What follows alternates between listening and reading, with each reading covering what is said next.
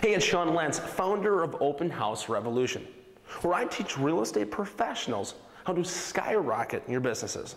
First off, I want to thank you for checking out my previous videos, but more importantly, I want to thank you for being with us today, because it truly shows that you understand how important it is to differentiate yourself from the other realtors, from the crowd.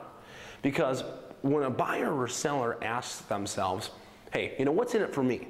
And why am I going to choose you to be my realtor versus all the other people out there? And if you can honestly answer that question, you're already a step above the crowd. And really, that's what's drawn me into this open house concept, because it caught my attention. It was unlike anything else that I've ever seen out there.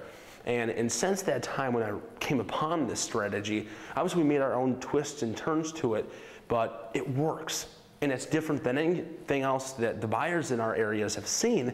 So it works, and it draws these other buyers in because we're offering them value, what's in it for them. And like in the previous videos I showed you, the steps from the beginning to where we are at today, from what kind of open houses to do, what kind of properties to choose, how to market those properties, what to put in the marketing, where to put the signs and what to put on the signs is also crucial. But it all comes down to the most important thing is once you've done all that work, once you get them to the property, you want to have these buyers know, like, and trust you. Because once you get them on that page, it's a game over for them. They trust you, so they're relying on you to provide them with the services and the belief behind what they're purchasing. So when they get to the property, first off, you don't want to be, I may be preaching to the crowd here, right? But you don't want to be that creepy realtor that's, as they're walking around the house, you're following them, like breathing on their neck, right? Don't do that at all. Just casually say, hey, thanks for coming. If you guys have any questions, let me know. Otherwise, feel free to check out the whole house. But before you leave, I have something for you. That's huge. Always remember to say that. And when they come to you, let them know that, hey, I have inside access to the best deals in the area. I have access to the foreclosures. I have access to the for sale by owners maybe in the area, or short sales. Whatever it is that you have access to through your MLS or systems that makes you unique or the expert, right? Because more than likely, they don't know how to get that information or where to get it, or maybe they just don't have the time to research it. So when you offer that to them, you become the expert. And take it the next step, communicate with them, where get to know what they're looking for, their specific criteria. Say, hey, I'm not going to send you all this shit out there, right? So ask, what is it, your area, your price range, bedrooms, bathrooms, and say, I'm only going to send you what you want. That's it. And then once you do that, again, you're gaining their trust, okay? But the biggest thing yet is just make sure when you start sending these people all their properties and good deals, you follow up with them. This is the number one thing that happens, and I hear constantly over and over again that, hey, we don't hear from these buyers, or they ended up buying with someone else. Well, yeah, you didn't follow up with them, okay? Like a friend, you ask them, hey, how are things going? So many times it's happened to me in the past years where I'll get these buyers and I'll send them all the automated emails.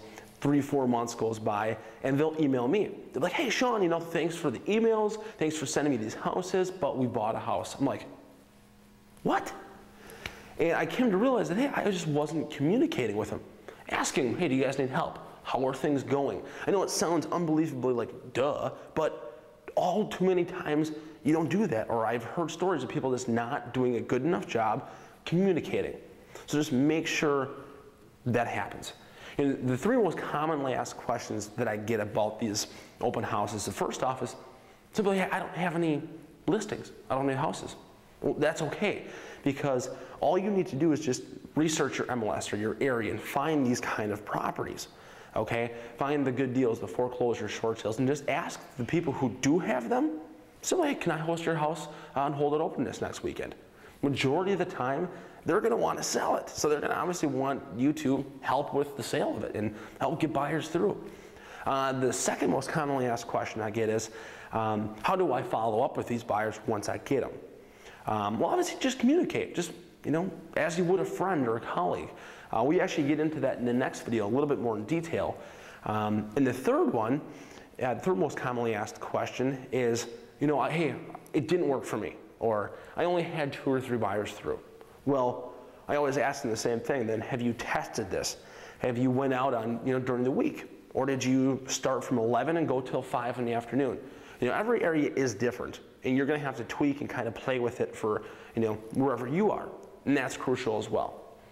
A little inside access to the next video as well is I'm going to walk through the exact sequence from start to finish, how myself, our realtors, and the other realtors that we've educated on the same plan utilize it. Again, from what houses to where we market, how we market, what we say, what's on the signs, how we set it up, where we set up the signs, and then the actual game day, right? Unbelievably powerful. So until the next video, which is just a few days out, comment, leave your stories of what has or what hasn't worked for you, and I look forward to seeing you on the other side. Thanks.